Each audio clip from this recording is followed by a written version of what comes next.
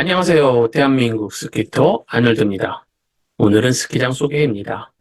이번 영상이 52번째 스키장 소개 영상이 됐는데요.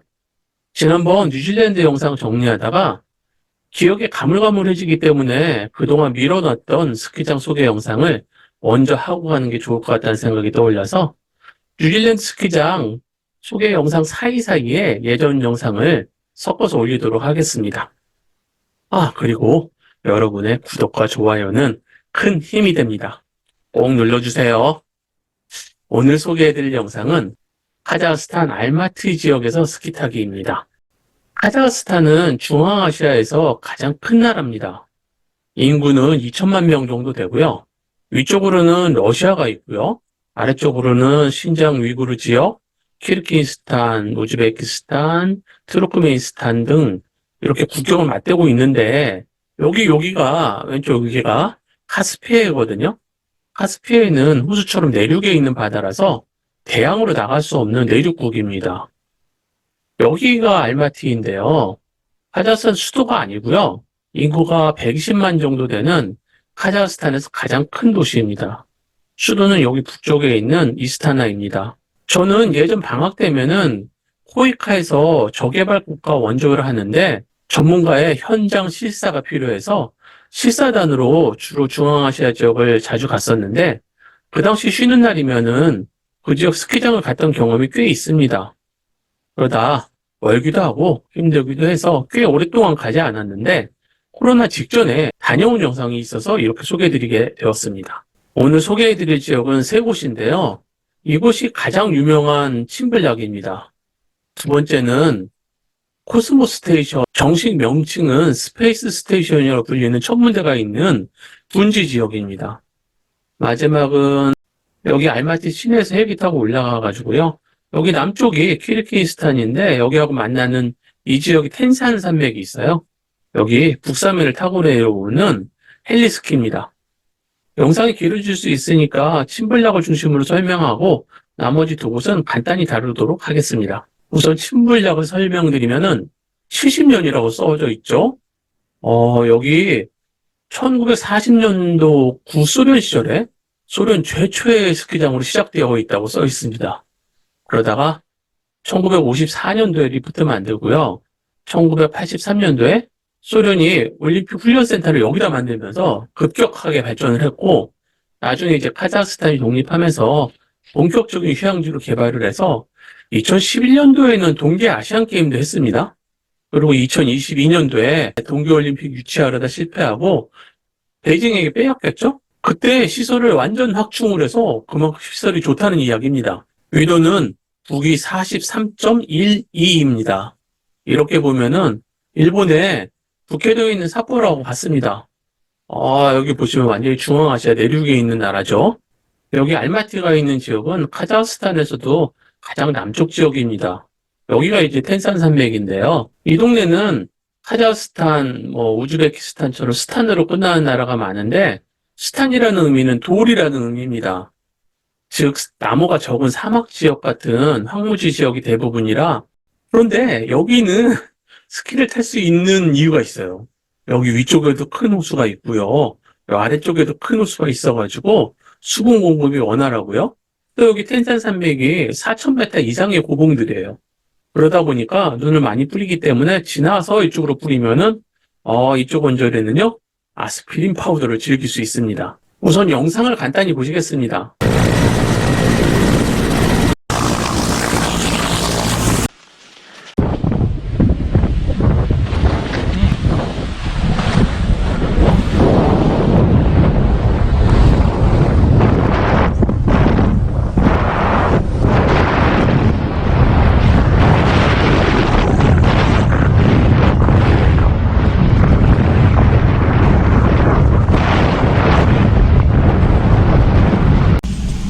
사륜으로 바꿨어.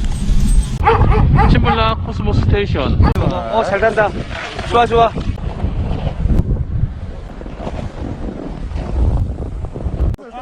아니야. 미치겠다.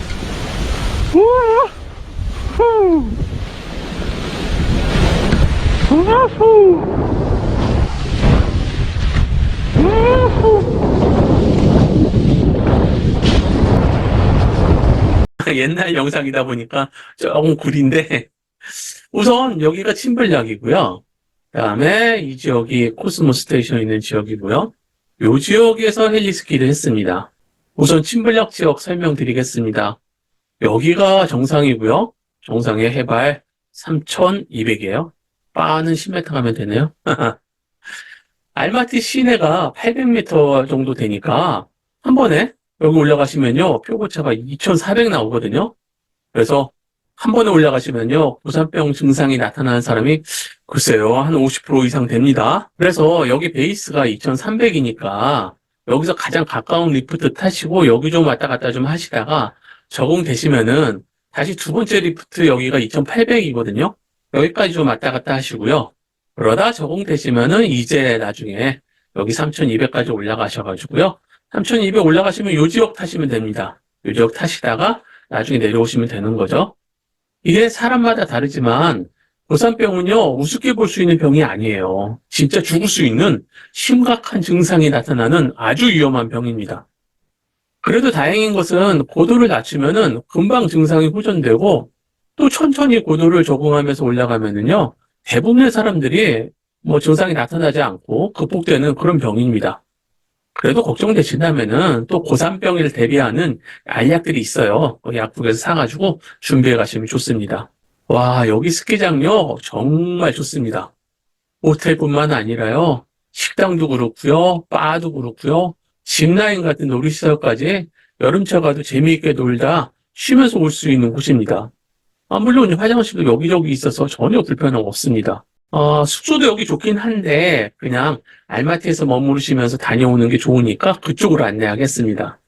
두 번째는 코스모 스테이션인데요. 정식 명칭은 스페이스 스테이션인데 현지인들이 그냥 코스모 스테이션이라고 부르는 지역입니다. 여기는 스키장은 아니에요. 스키장은 아니고요. 여기 정상 부분에 천문대 지역인데 여기서 여기다가 티바를 걸어놓고 심심하니까 타라는 거죠. 여기까지 고도가 3,300이에요. 여기 정상 부분이 3,500 정도 되는데 그래도 다행인 것은 알마티에서 차로 올라가는 길이 험해가지고요. 꼬불꼬불 천천히 올라가요. 그 소리는 고도에 적응하면서 천천히 올라가기 때문에 고산병 증상을 나타내는 경우는 적은 편입니다. 여기까지 티바가 올라가는데요. 여기까지 안 올라가고 요 정도 올라갔다가 여기 왔다 갔다 하는 그런 식으로 타면 됩니다. 여기 티바 아니고요. 티바 같이 생겼는데 허리에다가 짚라인 탈 때 이제 허리에 차는 거 있잖아요. 그런 것처럼을 차가지고 그 줄을 올라가는 그 라인에다가 다 걸어가지고 끌려 올라가는 그런 겁니다. 처음엔 좀 어려운데 그냥 적응하면 탈만합니다. 아까도 말씀드렸지만 정상이 3,500 정도밖에 안 되고 표고차도 한 200밖에 안 되니까 여기로 왔다 갔다 아주 짧게 반복하면서 무리 없이 재미있게 즐길 수 있습니다. 헬리스키는 요 알마티 시내에서 출발하거든요. 헬기장까지 얼마 안 걸려요. 여기서 바로 타면은 한 15분? 금방 올라갑니다. 올라가면 여기 키르기스탄하고 만나는 태세산맥 북사면인데요. 북사면 여기에 도착을 합니다. 도착을 하면은 여기에 내려줘요. 요 정도 위에. 요런 데도 내려주고요. 이렇게 내려주면 이쪽 사면 타면서 쭉 해서 저 아래까지 내려가는 겁니다. 대략 4에서 5km 정도 아니면 6, 7km 정도 내려가는 방식입니다. 그리고 하단부에서 헬기가 픽업 오면은 다시 올라오고 다시 또 내려가서 쉬다가 여기서 점심 같은 거 김밥, 도시락 이런 걸로 먹고 다시 한번 타고 이렇게 달리는 겁니다. 여기 지형 보시면요. 그냥 완만하게 내려가면서 급경사로 이렇게 내려가다가 이렇게 급경사를 떨굴 수도 있고요. 완만한 경사로 내려갈 수 있습니다. 앞쪽에서 가이드가 두 명이 이렇게 두 명이 벌려가지고 내려가요. 무슨 소리냐면은 이쪽에 눈사태가 날 수 있으니까 달려서 내려가면서 안쪽 부분만 타라는 거죠. 안쪽 부분만. 이게 눈이 30cm만 돼도 눈사태가 발생할 수 있고요. 눈사태가 발생되면은 최악의 경우 죽을 수도 있기 때문에요. 반드시 가이드 통제에 따라서 약간은 밋밋한 사면을 내려가야 됩니다. 그래도 진짜 안전한 파우더 슬로프이기 때문에 구름 위를 나르는 느낌으로 한참을 내려갈 수 있습니다. 그래서 기회가 되신다면은 이곳에 도전해 보실 것을 추천드립니다. 뭐 상급자 아니고 중상급자 정도 되면은 충분히 달릴 수 있습니다. 저는 캐나다하고 뉴질랜드, 스위스 여기까지 네 곳에서 헬리스키를 달려봤는데 캐나다는 그냥 뭐 스파르타고요. 뉴질랜드는 초자연적 풍광 구경하는 거. 스위스는 야 이거 언제 끝나는 거야? 이렇게 내려가서 죽을 수 있겠는데 이렇게 표현하면 될 것 같고요. 여기는 우와 신나는데 정도입니다. 신불락부터 실사를 보시면요. 요 정도 되죠? 여기에 하단부는 스키를 못하니까 요거라고 볼 수 있는데 2배 정도로 보시면 적절할 것 같습니다. 코스모스 스테이션은요. 비발디보다 살짝 작죠? 체감적으로 비발디 테크노 정도 되는 것 같아요. 그런데 여기 뻥 터져 있으니까 굉장히 넓게 느껴지죠? 헬리스키 탔던 지역은요, 실사를 보니까 여기서부터 여기 되고, 비발디 넣어보니까 이렇게 되죠? 비발디보다 넓은 지역을 한참 내려갔습니다. 한 번 내려간 1시간? 조금 더 걸렸던 것 같습니다. 뭐 2시간도 걸렸던 것 같기도 하고, 여기까지 내려가기도 하고요. 접근성은요, 알마티 시내에서 신블락 같은 경우는 23km 43분 찍어주죠? 여기 눈이 없어가지고 금방 올라갈 수 있어요. 그리고 코스모스 스테이션은요, 여기 꼬불꼬불 올라가는 데가 눈길이어가지고요, 여기는 사령부동의 체인으로 올라가고요. 여기까지 1시간 17분인데, 겨울에 올라가면 2시간 잡아야 됩니다. 뭐, 헬리스키는 헬기장이 여기 있으니까요. 뭐, 숙소는요, 신블락 스키장에 있는 호텔도 좋지만, 알마티 시내에서 머무르시는 편이 더 좋습니다. 호텔 이거보다 더 많습니다. 우리가 용평 갔을 때 데려건빌리 호텔에서 자는 것도 좋지만 강릉에서 자면은 저녁에 먹을 것도 많고 마실 것도 많잖아요. 외국인 스키어라면은 또 관광도 하셔야 되니까 스키장에서 주무시는 것보다 훨씬 좋을 것 같습니다. 저도 가면은 항상 시내에서 머무르는 편입니다.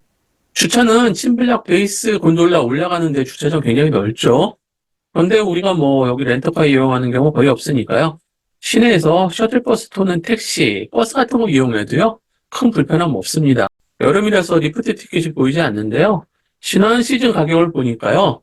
종일권이 7,600탱기였는데 오늘 환율로 보니까요. 2976원. 약 21,000원이죠? 싸죠, 싸. 티켓뿐만 아니라요. 카자흐스탄은 식대도 그렇고요. 호텔비도 그렇고요. 대부분이 매우 저렴한 편입니다. 코스모스 스테이션은요. 항상 열려있는 스키장이 아니고요.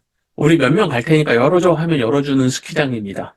방문 인원을 만들어가지고요. 따로 가격을 흥정할 필요가 있습니다. 헬리스키도요. 현지 여행사를 통해서 조인할 수도 있지만 한국에서 팀을 만들어서 한국에 있는 여행사를 통해 스케줄과 금액을 조율하는 편이 수월합니다. 우리나라 스키 전문 여행사에서 상담을 받아보시면 쉽게 만들 수 있습니다. 아니면 제가 함께 가면 같이 가시겠나요? 2일은 신블락 정도 타고 하루는 코스모스 스테이션 타고 하루는 헬기 타고 이렇게 4일 정도 투어하면 될 것 같습니다. 한 10명 이상 댓글로 성원되면은 추진해 보겠습니다. 식당은요 엄청나죠? 메인 베이스 쪽에 사람 많고요. 중간에도 많고요. 위에도 많고요. 맛있습니다. 그냥 여기 햄버거 같은 거 고기 종류 드시면요 맛있어요. 코스모스 스테이션하고 헬리스키는 당연히 식당도 화장실도 없습니다. 화장실은 대자연의 품에 점심은요 우리 도시락 있어요. 도시락 주문해가지고 올라가시면 좋습니다. 마무리하겠습니다. 단점이라고 하면요 일단 카자흐스탄이 멀어. 직항으로 6시간에서 7시간 걸리는데 이게 밤 비행기 스케줄이라서요. 피곤한 편입니다. 그리고 한겨울에 가야 찐 파우더를 만날 수 있는데 겨울에는 춥기도 하고요. 또 가까운 일본에 가기도 바빠서 시간 내기가 어렵습니다. 고산병에 대한 준비도 필요하죠. 장점이라면요. 정말 쌉니다. 대부분의 물가가 저렴해서요. 여기 가면요. 마치 재벌이 된 것처럼 친구들에게 술을 살 수 있습니다. 그리고 일정을 잘 뽑으면요. 정말 편안하게 달릴 수 있습니다. 한국이 폐장하고 바로 출발하면 딱인데요.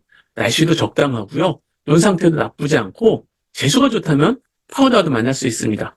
그건 복골복입니다. 개인적으로 여기 같이 갈 투어 그룹이 만들어진다면 또 가보고 싶은 곳 중에 한 곳입니다. 그럼 이곳 카자흐스탄 지역 스키장에서 좋은 추억 만들어 가시길 기원합니다. 감사합니다.